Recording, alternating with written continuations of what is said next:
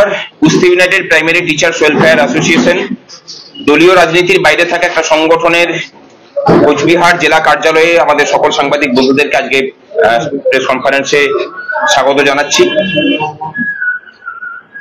দীর্ঘদিন থেকে আমরা প্রাথমিক শিক্ষা শিক্ষক এবং শিক্ষার্থীদের উপরে হয়ে চলা বঞ্চনা এবং দুর্নীতির বিরুদ্ধে আমরা লড়াই আন্দোলন করে চলেছি এবং বর্তমানে যে লড়াই চলছে, রাজ্যের মানুষের শ্রমের অধিকার, কর্মচারীদের ডিএ, চাকরি চুরি, রাজ্য সরকারের দুর্নীতির বিরুদ্ধে, সেখানেও কুস্তি United primary teachers welfare association একটা গুরুত্বপূর্ণ ভূমিকা পালন করে চলেছে। আজকে আমাদের এই কার্যালয়ের শুভ উদ্বোধন হলো। আমাদের এই যে কার্যালয়, এটা রাজ্যের মধ্যে এই প্রথম কোন জেলাতে আমাদের কার্যালয় উদ্বোধন হলো।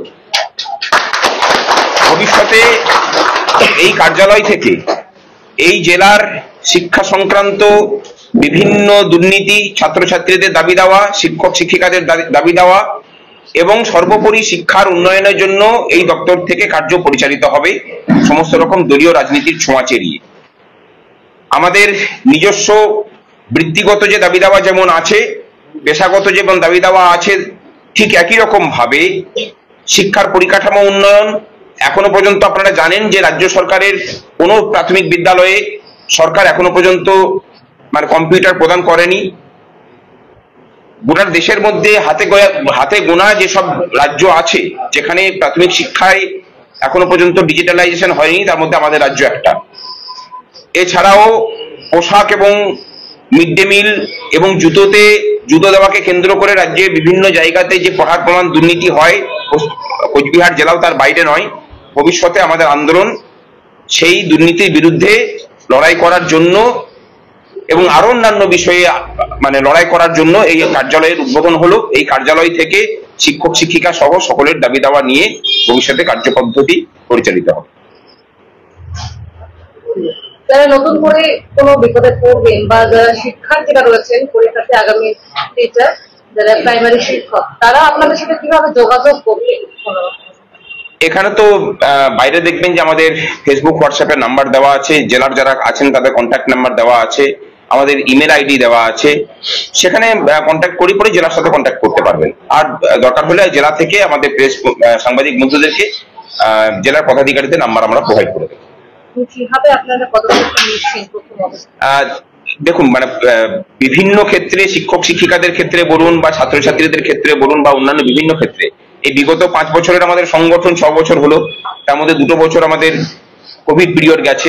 সেই অবস্থায় আমরা যেমন বিভিন্ন সামাজিক কাজকর্ম করেছি, এই 6 বছরের মধ্যে রাজ্যের বিভিন্ন প্রান্তে দুস্থ ছাত্রছাত্রীদেরকে সহযোগিতা করা সেই কাজগুলো করেছি। আজকে যেমন জলপাইগুড়ি জেলা থেকে আমাদের প্রতিনিধিরা এসেছেন। জলপাইগুড়ি জেলাতে জানেন যে কয়েকদিন আগেই ঝড়ে বিধ্বস্ত হয়েছে, প্রায় 1100টি পরিবার ক্ষতিগ্রস্ত হয়েছে। আমরা তাদের পাশে বিভিন্ন ভাবে সহযোগিতা নিয়ে দাঁড়ানোর বিষয়ে আমরা সিদ্ধান্ত নিয়েছি। এরকম ধরনের সামাজিক কাজ, রক্তদানের মতো কাজ করা, বৃক্ষরোপণ করা এবং প্রশাসনের উপর চাপ সৃষ্টি করে শিক্ষক এবং শিক্ষার্থীদের পাওনাগন্ডা আদায় করার কাজ আমরা নিরন্তর করে চলেছি বিগত 6 বছর ধরে, ভবিষ্যতেও হবে। বিগত দিনে দেখেছি যে অনেক আন্দোলন, অনেক কাঠখড় করে সেই চাকরির যোগ্যতা অনুযায়ী নিজেদের চাকরিকে অধিকারকেও ছিনিয়ে নিতে হয়েছে, তবুও অনেক পরিশ্রম করে। ভবিষ্যতেও কি এমনটাই আশা করছেন, এভাবেই কি নিজেদের অধিকারকে নিতে হবে নাকি কিছুটা থাকবে? শেষ যে নিয়োগ হয়েছে 2024 সালে আদালতের নির্দেশে বলুন, তারাও দীর্ঘদিন ধরে পথের আন্দোলন করছেন এবং আমাদের কুস্তি ইউনাইটেড প্রাইমারি টিচার্স ওয়েলফেয়ার অ্যাসোসিয়েশনের প্রায় বলা যায় যে সামনের সারিতে থেকে পরে সংগ্রামী যৌথ মঞ্চের যে আন্দোলন পরিচালিত করছে, তাদের আন্দোলনের ফলেই কিন্তু স্বচ্ছভাবে এই নিয়োগগুলো হতে শুরু করেছে। আমরা মনে করি যে মানুষ যদি লড়াইটাকে ঠিকঠাক ভাবে করতে পারে, তাহলে এই রাজ্যেও ছেলেমেয়েরা নিজেদের যোগ্যতার প্রমাণ দিয়ে চাকরি পাওয়ার, কাউকে ঘুষ না দিয়ে চাকরি পাওয়ার মতো পরিস্থিতি তৈরি হতে পারে, এবং সেটা প্রাথমিক শিক্ষার ক্ষেত্রে। 2024 সালের যে নিয়োগ হয়েছে আমরা মোটের উপর বলতে পারি যে সেটা প্রায় স্বচ্ছভাবে হয়েছে। কিছু কিছু ক্ষেত্রে পোস্টিং এর ক্ষেত্রে দুর্নীতি হয়েছে, তাছাড়া বাকি জায়গাগুলোতে কিন্তু মোটামুটি স্বচ্ছভাবেই নিয়োগ হয়েছে। বিগত 12 বছরের যে ট্র্যাডিশন চলছিল, সেই ট্র্যাডিশনটাকে অন্তত কিছুটা হলেও ভাঙা গেছে। কোথাও যদি আবার দুর্নীতি দেখে আবার লড়াই হবে। ভবিষ্যতে এই সরকার চলে গিয়ে যদি অন্য কোনো সরকার আসে, তারাও যদি দুর্নীতিগ্রস্ত হয়ে থাকেন, সেখানেও লড়াই হবে। লড়াই ছাড়া মানুষের অধিকার গণতন্ত্রে সুরক্ষিত থাকতে পারে না, আমরা সেটা বিশ্বাস করি। আর লড়াই করার জন্যই Usthi united primary teachers welfare association তার পথ চলা শুরু করেছিল। এই লড়াই তারা চালিয়ে যাবে। এই আশঙ্কা থেকেই আজকের এই সংগঠন বলতে পারেন। এবং আরো একটা বড় কারণ হচ্ছে যে দলীয় রাজনীতির যে ক্লিশতা, তার যে সীমাবদ্ধতা, তার যে উদ্দেশ্যহীনতা, সেটা থেকে আমরা শিক্ষা নিয়েছি যে তারা ইস্যুর সমাধান চায় না, তারা চায় যে ইস্যুগুলো বেঁচে থাকুক, সমস্যাগুলো জিয়ে থাকুক, তাহলে মানুষ আমার বশবর্তী হয়ে থাকবে।